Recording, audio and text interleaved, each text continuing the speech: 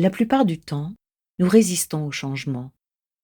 Nous résistons jusqu'à ce que la situation soit réellement critique et qu'elle nous indispose à tel point que nous ne pouvons plus fonctionner normalement.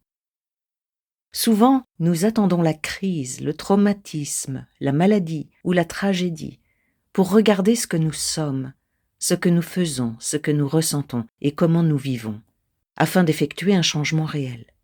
Il faut souvent le pire scénario pour que nous commencions à améliorer notre santé, nos relations, notre carrière, notre famille et notre futur.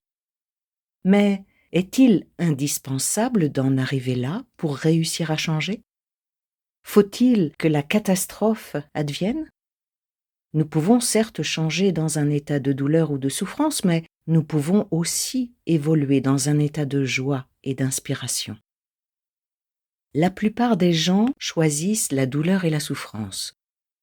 Ou plutôt, ils espèrent que tout restera en l'état, même s'ils savent pertinemment que la situation n'est ni honnête ni épanouissante, et ils retardent, ils occultent, ou bien même ils vivent dans le déni total. Pour vivre le changement dans la joie et l'inspiration, nous n'avons qu'à nous souvenir que le changement crée un inconfort et un inconvénient temporaire, un écart de la routine prévisible et une période de transition. Autrement dit, rien de grave. Nous sommes déjà presque tous familiarisés avec l'inconfort et l'ignorance temporaire. Nous avons trébuché dans nos premiers efforts de lecture, jusqu'à ce que lire devienne une seconde nature. Par l'application d'une discipline souple et réelle, par un entraînement conscient à effectuer quotidiennement, nous pouvons accéder au changement. Si tu souhaites changer un comportement, une habitude, un aspect de ta personnalité, je t'invite à continuer cette écoute. Dans les expériences menées en physique quantique, on constate que l'énergie se dirige là où nous portons notre attention. Le regard de l'observateur affecte le monde matériel, lequel, en passant, est constitué surtout d'énergie. Par ailleurs, les neurosciences attestent que nous avons une aptitude naturelle à modifier le cerveau et le corps par la pensée. Nous allons donc nous appuyer sur ces connaissances pour aller vers ton objectif. Je te propose aujourd'hui un programme pour que tu puisses te créer à nouveau, pour que tu puisses changer parce que c'est ton intention. Ce programme est inspiré des travaux de Joe Dispenza, présentés dans l'ouvrage intitulé « Rompre avec soi-même », édité chez Guitre et Daniel. Nous allons, grâce à l'hypnose, transcender l'esprit analytique pour entrer dans l'esprit subconscient, afin d'y effectuer des changements réels et permanents. Ce programme, qui se déroulera chronologiquement, va se développer sur plusieurs semaines.